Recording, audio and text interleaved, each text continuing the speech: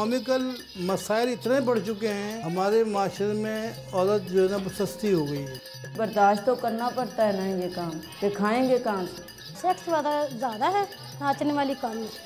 अपने मियाँ दे नाल आंदियां ने, साडे कोलों कमांदियां ने, कमाई वो फाड़दा है।